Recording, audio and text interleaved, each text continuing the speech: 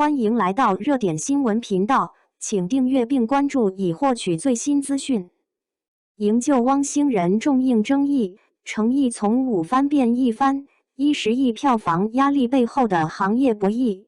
一部2017年拍摄、2018年首次上映，仅收获210万元票房的电影《营救汪星人》，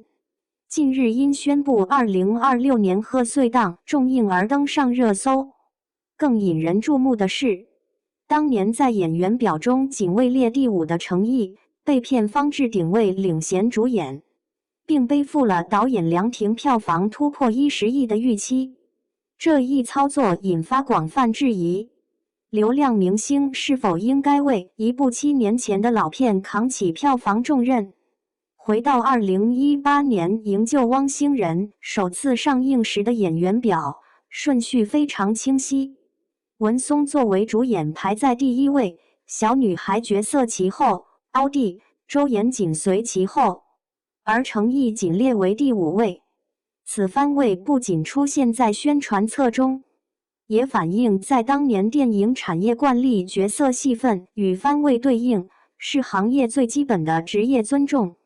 然而，7年后电影宣布重映，诚意的名字却被置于最醒目位置，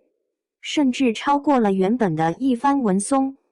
这一突兀变化令不少观众和业内人士产生同一个疑问：片方为何要如此逆天改命？答案在表象之外，因为诚意红了。凭借《琉璃莲花楼》《天地剑心》等多部热播剧，诚意近年已跻身当红小生行列，拥有庞大粉丝基础与稳定的电视剧收视号召力。片方将他从配角抬位一番，显然是想借助他的热度为老电影续命。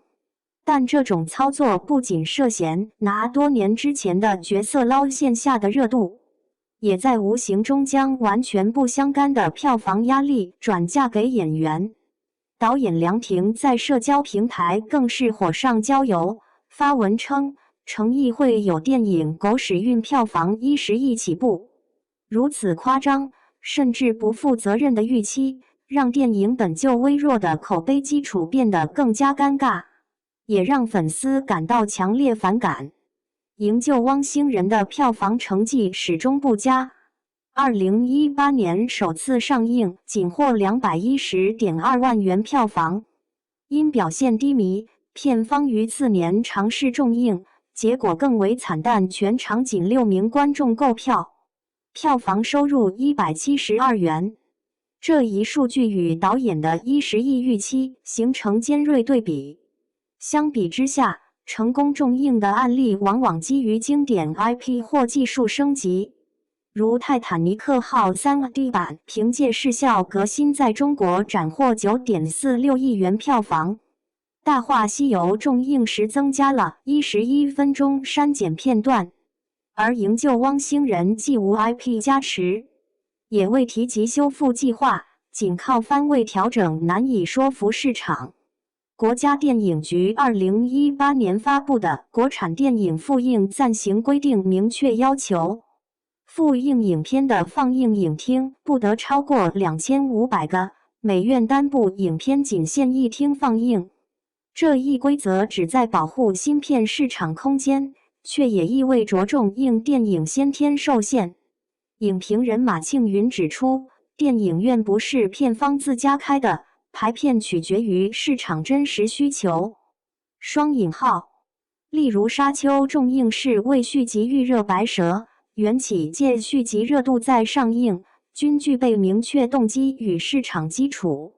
而营救汪星人既无系列化布局，也未匹配社会热点，即便宠物经济规模已达8000亿元，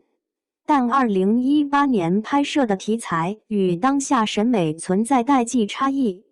诚意粉丝对片方的操作表现出强烈警惕，社交平台上涌现大量质疑：明明是配角，却要扛票房，这合理吗？更有粉丝直言，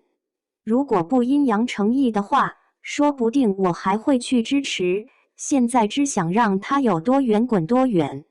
这种理性态度与程毅近年作品的表现一致。其主演的羁押剧身前2019年拍摄，于2024年播出后，仅粉丝群体关注，未引发大规模围观。粉丝清晰认知到，演员无需为多年前的客串角色承担票房责任。业内惯例中，票房压力通常由男女主角承担，因其享有最高片酬与宣传资源。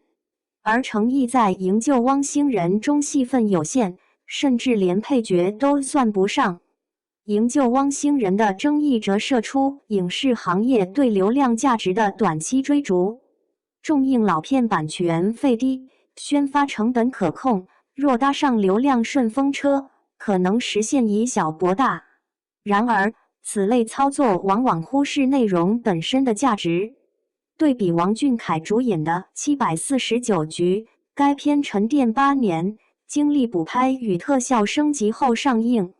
粉丝虽全力支持，票房仅获3.75亿元。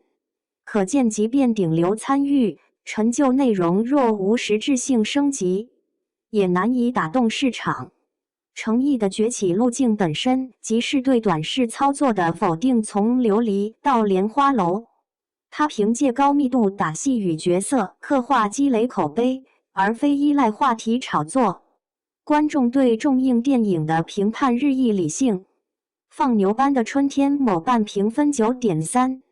但2022年重映票房未破1000万元。灌篮高手2023年首映获6.6亿元，一年后重映仅得300万元，被批消耗情怀。这类案例表明，粉丝经济虽能短期拉动预售，但长期票房仍取决于内容质量。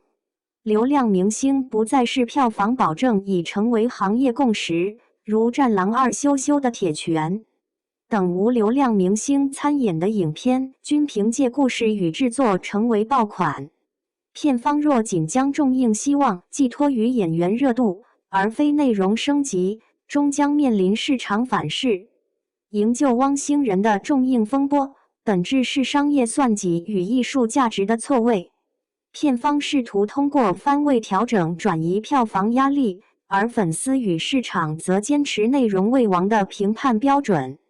这场争议似乎成了一场无解的罗生门，片方追逐流量红利，粉丝捍卫演员羽翼。市场冷眼审视数据，当五番扛票房的闹剧落幕，行业或许更应反思：